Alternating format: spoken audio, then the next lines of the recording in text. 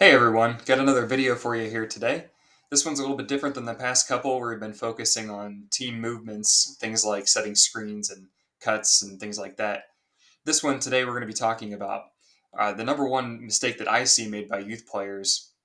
This comes fresh off the heels of our first team practice last night, where I got to see this a lot firsthand, and I got to see a lot firsthand last year too, at the youth level as well, by all sorts of teams that we played and our team as well. And that mistake is playing way too fast. What does that mean? What does playing too fast mean? Don't you want to be fast? Isn't that how you get by defenders?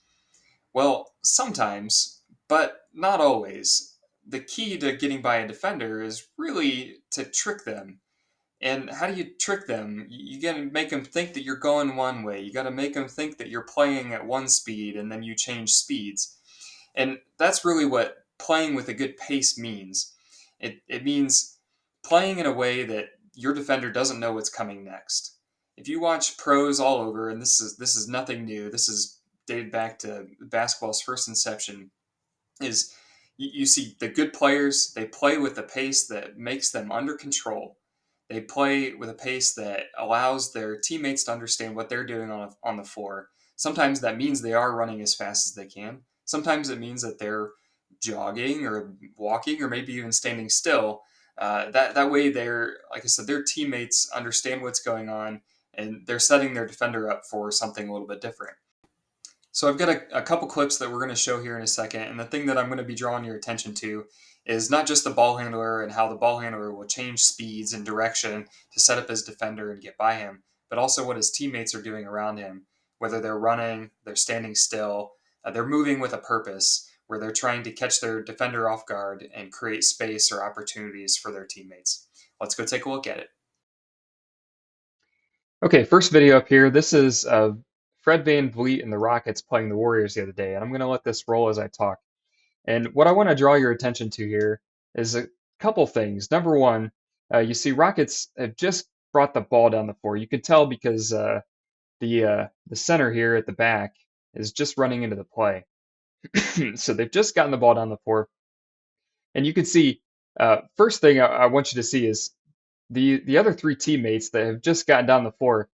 You see what they're doing? They're spacing out. They've given a lot of space here for Fred VanVleet to penetrate the lane and make that layup. And the thing that is important about this is they're not running all over the place, cutting to the rim, running around, doing crazy stuff, calling for the ball, saying I'm open, I'm open, I'm open. They are watching their teammate, understanding that their teammate is about to take that drive to the hoop because they see he's got an angle for it. So they're staying calm, they're staying in their spots, and they're not getting in the way of their teammate. Okay, that's really important, and that's something that I see a lot at the youth level is teammates running around, getting in their other teammates' way, and calling for the ball and creating a lot of chaos. Okay, so that's thing number one. Thing number two that I want to draw your attention to is watch at the beginning of this drive as VanVleet takes those first couple steps to his left there. You notice as he takes those shuffle steps, he's kind of going slow, and then all of a sudden he just turns the burners on. Watch it one more time. He goes slow, slow, fast. He takes his defender off guard there just for a split second, long enough, just catches him off guard just enough to be able to get the angle on him and get to the basket. Second video here is same game. We've got Rockets and Warriors again. And this time we've got another drive and a nice backdoor cut. And I'm going to call your attention to a few things here. Number one, you'll see number 0 with the ball. He first thing he does is he sets his defender up very well by running off that screen. Okay, he gets a switch on a defender that he likes. But the thing that I really want you to see here is how slow he's going here at the beginning while he's trying to pick his attack lane. And there's some really technical stuff that I'm not going to go into in this video about attacking the top foot and things like that as a ball handler. That's kind of advanced stuff that we'll talk about another day. But the thing that I really like that he does that I want all youth players to see is how he kind of goes slow at first and then he explodes off that dribble and penetrates the lane. The second thing that I want you to see, since we talked about cuts the other day, this is a beautiful backdoor cut. Who's this number 10? the Rockets. Watch him. Clay just points at him. Clay Thompson points at him. He says, "I got him." Only he wasn't watching him at all. He had his eyes on the ball handler and on the backcourt there, and he didn't see his man cut back door, which resulted in that really nice clean basket by the Rockets. Third clip here is a Bucks game, Bucks and Wizards game. This one, it's a little bit harder to see the pacing that we've been talking about in the last two clips because it's very subtle. But I wanted to point it out because I thought it was important for you guys to see that sometimes that little hesitation move doesn't have to be a big hesitation at all. It can be a very small step. And this time, the ball handler here, number 22, as he first runs off this screen, he makes a small hesitation right here at the top of the key. Watch him right there. He just did you see it? Did you miss it? Maybe I need to slow the video down so it's easier to see. We'll go at half speed as we get back around. Watch. I think it's his right foot. He kind of just takes a little bit of a skip step right there. You see that? It's just a little bit of a skip step.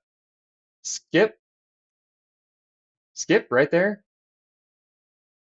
Skip. You see it? That little skip step right there was the key to this drive. Number one, you see him. He had squared his hips back around to the ball handler. If I get to the right point in the video here, you can see it.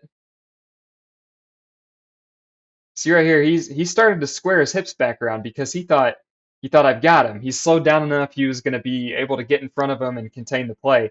Because of that skip step, he lured him into a false sense of security. And then 22 takes off, goes straight to the rim, gets that nice alley-oop.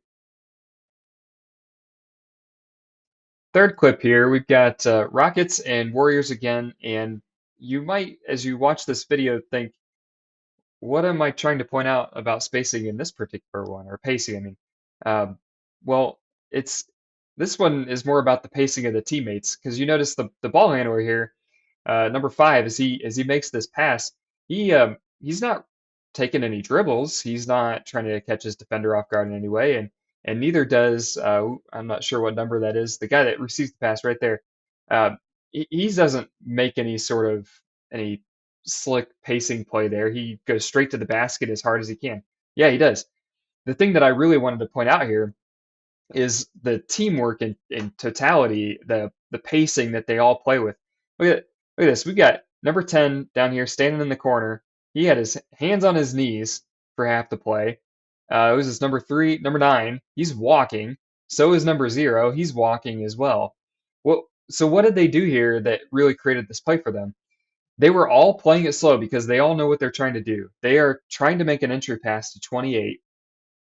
He's this play set up for him to make this play, and they are all waiting, standing and waiting, trying not to clog up the play by doing something that would clog it up, either by making a cut or running somewhere into the play, running into one of their teammates, calling for the ball, whatever. They're not doing any of that kind of stuff. They're standing there patiently because they know they have a plan in mind. This is key to basketball. There's a lot more standing around than there is running sometimes because you are waiting to see what your teammates are going to do. You're trying to read what their intentions are so that you can make a good play based off of what they're doing. You don't always need to be running at 100 miles an hour. You don't always need to be saying, "I'm open, I'm open, I'm open. Pass me the ball, pass me the ball, pass me the ball." Okay, because number one, you're not always open, and number two, you don't always need the ball in your hands. Sometimes you need your teammates to set you up by making a good play like this. So this is really what I want you to see on this play is the standing around, the playing slow sometimes. They're under control. They're not making mistakes. They're not turning the ball over, and they're creating a good shot at the end of the day. Those are the end of my clips that I have, but I'll leave you with one message before I go about the number one mistake that I see youth players make: playing too fast, playing out of control, making it too easy for the defenders to guard them.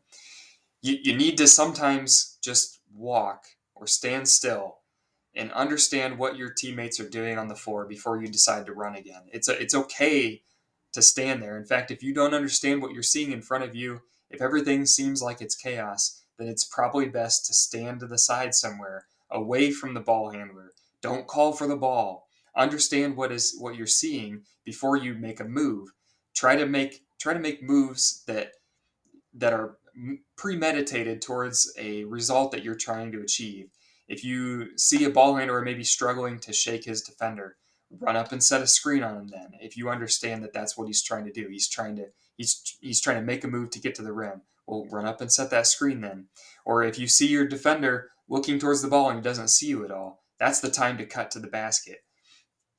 You don't want to always just be running 100 miles an hour, because it makes it too hard for your team, not just the person with the ball, but the rest of the players on your team, to understand what they're seeing on the floor. If everybody's running in all these different directions at once, how do you know where you're supposed to go? How do you know where your teammates are going? You don't. You can't understand anything that's happening. It all looks like complete chaos, and there's no rhyme or reason or rhythm to the offense. So again, play slow until you understand what's going on. Play under control. Make sure that your teammates understand what you're doing. All right, so that's the end of the video. If you guys have any questions, drop them in the comments. I'll be releasing some more videos over the coming weeks as I see some more things in practice as we get going, and we'll make some more videos about things that I think we all need to get better at. Until next time, have a good one.